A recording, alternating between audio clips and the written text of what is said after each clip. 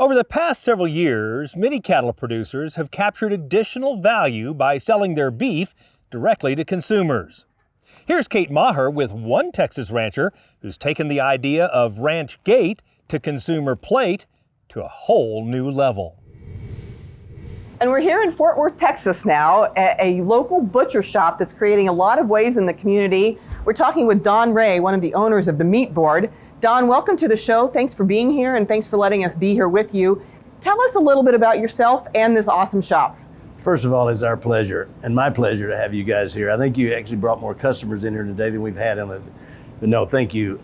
This idea kind of evolved around my friend Nick Nicholson. Dr. Nicholson and I, both Aggies, been partners and friends for a long time, talked about this concept, and we kind of got rolling with it in the 2018, and it kind of went from there. And we got to 2020 and said, okay, let's make this concept work. So, you know, A&M has turned out a lot of great people that have done great things in the meat world. So how did you get the idea to do a butcher shop and serve lunch? It's been a hot spot today for lunch, for sure. That's an interesting question. I'd never had a retail store before, and but I'd been all through the gamut of starting out in a processing plant out of A&M and all the way 40 years later, 50 years later through cooked, processed, ready to eat product. But there just didn't seem to be a place in Fort Worth, or many places in Fort Worth that had a butcher shop where you could go in and say, I want that steak, or I want you to cut one thicker for me.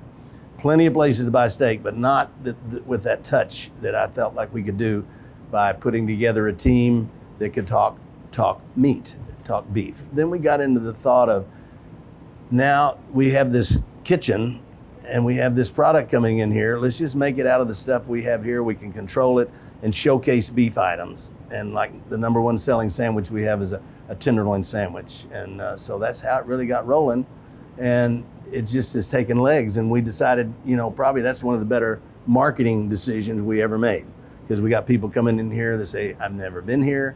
I heard about your hamburger or your tenderloin sandwich or your hot dog. And we'll be back to buy steaks. And it's kind of, wow, we're on the right track. Yeah, and you're serving them the quality product that you're selling them to take home. That's fantastic. Absolutely. They can get the same thing they just had in that meal right over here somewhere. Don, you're also doing a lot of fun things here at the shop to sort of bring the ranching world to your customers, whether they're having lunch or buying out of the meat case. Tell us a little bit about that.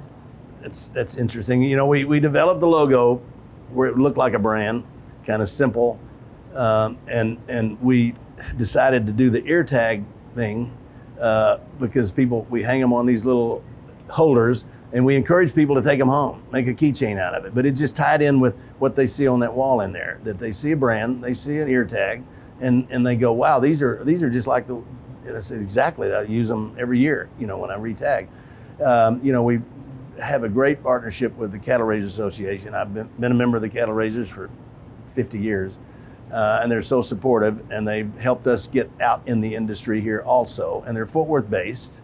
What's unique about what we've tried to do here in Fort Worth with this butcher shop, as I might have said earlier, we're in an affluent part of Fort Worth, and there's a reason for that. There's plenty of parking, we got a thing, but people want to come in and buy a good piece of beef, and we can teach them through that. Secondly, is we're setting in Cowtown. Fort Worth is Cowtown. And there's no reason not to have a successful butcher shop in a cow town. And the stockyards are being revived again. So it's all really headed down the road of eat more beef. Cow towns are cool once again, aren't they? They are. The cow town is ready to roll. So in addition to good lunch and good beef to take home to cook, what else are you offering your customers here? And what's been the response from the community? Well, as far as the good burgers and whatever, I think the thing we offer here is there's a selection. And they can come in and say, tell me about what you have here. And we get in, we're able to tell a story because we have the personnel that are here, these young guys that are educated in the meat side of it. And we begin to explain to them, this is prime product, it's aged. What does that mean? Well, we put 4 weeks on it, 5 weeks on it. We have choice. What does that mean? It's upper 2/3. So we can get into that a lot of places don't do that. And I always tell people, if you've come to the right spot, because we can certainly tell you more about meat than you'll want to know. Well, you've got a smooth operation here for sure. What were some of the challenges that you faced, though, kind of getting up and going in the direct-to-consumer sphere? Well, ironically, the biggest challenge is timing. We opened this store January of 2020. We were about to launch a pretty heavy marketing campaign in March, April, May, and June.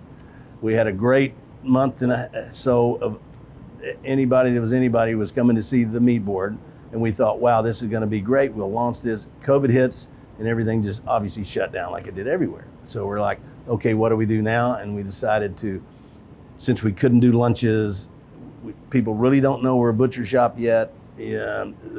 So we moved a lot of the furniture out of here and started putting stuff that was hard to get to some consumers, paper towels and hamburger buns and that kind of stuff here to get them in. And they would heard about it, just word of mouth come in to get that product, go, oh my gosh, you're a butcher shop. I'll just pick up some ground beef to go with these buns I just got. So, I mean, we didn't have a line out the door by any stretch, but it was comforting to know that we had some traffic when it was a scary time of everybody's life. Just like any sector along the beef supply chain, you had to be flexible, and it sounds like you were. That's right. How does operating the meat board then really help you connect with your customers and tell your ranching story? Because I know you have cattle too. Yes. Fortunately, I've spent 30-something years playing with genetics, and because I always wanted to raise something I wanted to eat, and the grading system has changed so much since 1965 when I went into A&M. For instance, back then, the industry average on prime was less than 2%. Today, it's probably 10 or 12%. So the beef industry's come a long way, improving the quality out there. But we wanted to try to take that and take it to another level, but from the teaching aspect of it. And you've been kind of doing direct to consumer before it was cool. I know you've been doing this a long time. What would be your advice to somebody that maybe is looking to do direct to consumer beef sales as a marketing option? Well, if they're going to do a butcher shop, that type of direct sales, it's pay attention to quality and try to offer something that's not just everywhere, that it's unique and special things. Like if people want other products in the beef industry, we can get that overnight and brought into here. And the other is if you're going to go into the offering hindquarters, forequarters, or half of beef out in the industry, there's nothing wrong with that. Again, pay attention to quality. But some of the challenges there are that if you sell that product to a consumer, you probably won't see them again for 6 months or 8 months. We felt like what we're doing here, we could connect either weekly or bi-monthly. People come in here every week or every other week at least, or once, and we could keep them interested in what we're doing and supply them with what they're after. You made a really great point about you wanted to raise what you wanted to eat. And I think that's evident in the meat case, but consumers can also come in here, and in your shop you have some scenes from your ranch in here.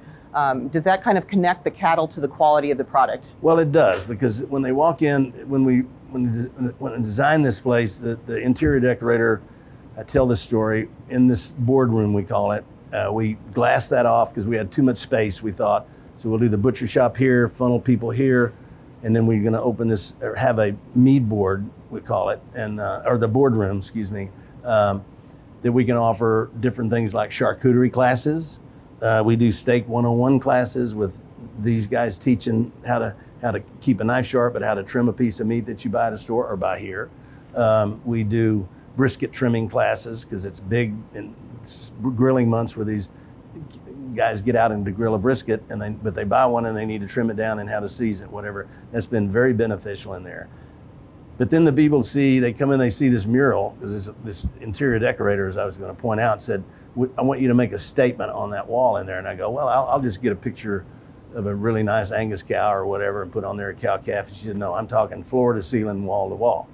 So we took some drone shots of cattle at the ranch, brought them, blew that one up, and not thinking, other than the fact that it looks pretty cool, but not thinking it would have any kind of impact other than people go, well, wow, they just perceive that we walk in and you guys are ranchers, because you didn't have that painted on there because you just liked it, but it was part of the ranching operation, and